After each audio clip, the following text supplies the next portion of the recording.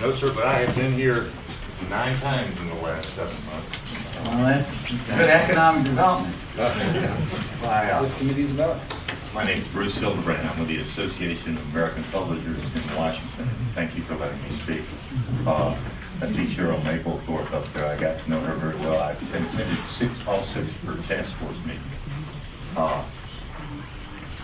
And I met with your students last week, the ones who are proposing this legislation or just pushing it for a couple of hours to go over some of the language.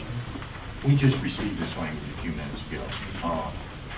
I must tell you, we are for transparency. I've helped write a lot of these bills that are going around the country.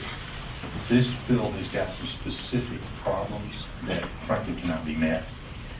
They're asking for materials. If you'll look, for example, at 221 through 5 there, please understand, this represents, and I'll talk about this more in a moment, this printout right here represents a single textbook and all of the components that go with it. Now, if you start talking, as this language would say, that you should prepare a report anytime someone asks of every change in this textbook and all the associated technologies that go with it, it would fill up this room. So let's say we get, we're going to start having to ship trainloads of these reports in here. It would incredibly increase the price of textbooks. There's some other problems here. 228, I think they're mixing up what a bookstore is and what a publisher is. So anyway, we'll help them with the language. We'll provide specificity. We talked drafts too generally last time. We're very willing to help them fix it. But there's a couple of things that was mentioned in the testimony here. As I said, publishers are absolutely for transparency. We have to be. We market. We are private businesses selling in a private market to a highly selected audience called college faculty. And they are picky, they're choosy, they're tough, and they're demanding. Now, if you'll look at, this represents one book, or parts of one book. It's Introductory Psychology. It's the most popular one in the country. But there are 215 competing introductory psychology books. I think we've got some materials here we wanted to hand out. We'll outline that for you. But we're talking 216 books for one course at prices ranging at retail from $23.50 to $120.50. And the fact that doesn't include the electronic books, the hybrid books, or the custom books. So there's probably, all told, maybe a faculty member might see 5,000 options for this one course.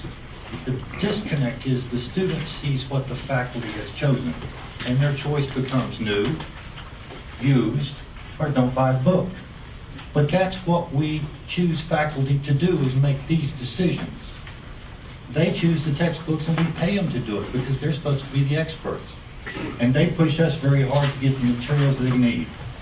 In this piece we're going to hand out, I just want to mention the fact that, one, there's this huge thing about all these new textbooks. This report was handed out in your own task force here, and I'll be happy to get you copies, but I've used Textbook Association that points out over a period of 4 years, only 4.5% of the 178,000 books they sold were actually issued in new editions.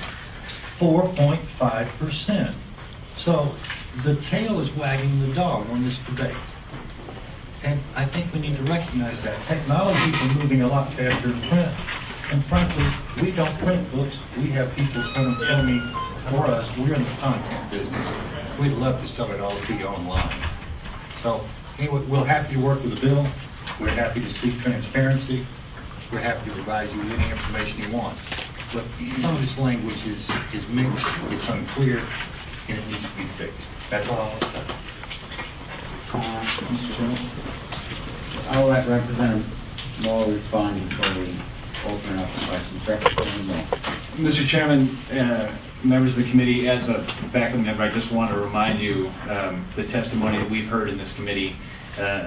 We have several examples in my own course material, textbooks that have cover changes, indices changes, and preface changes, very little else that are marketed as new textbooks. That's what we're trying to get at. Students are no longer able to use previous editions.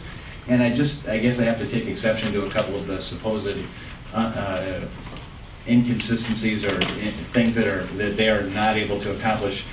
It is also very clear that we would prefer that these changes be posted on a website. If they're not able to do that, there's an or there. If they're not able to do that, then this written form that is somewhat painfully provided here would be another option for the publishers. But we would prefer to have these things made electronic for students, so that's not, I don't think, very onerous an ask. But I'll respond to the points later. 50,000 pages would be difficult in any form. We'd shut down computers. Remember, too, there are 4,500 publishers. The University of Minnesota bookstore, Mr. Crabb, are you here, has over 100,000 titles in that bookstore, provided by over 4,000 publishers. They run from multinational to mom and pop. Some textbooks are sold without ISBN numbers, ironically. I only learned that recently. So it's nice to lay down a blanket.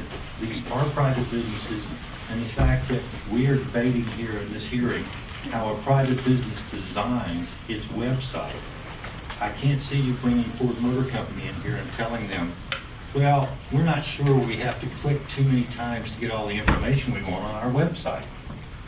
I mean, these are multi-million dollar websites designed by the big publishers. The little guys don't even have them.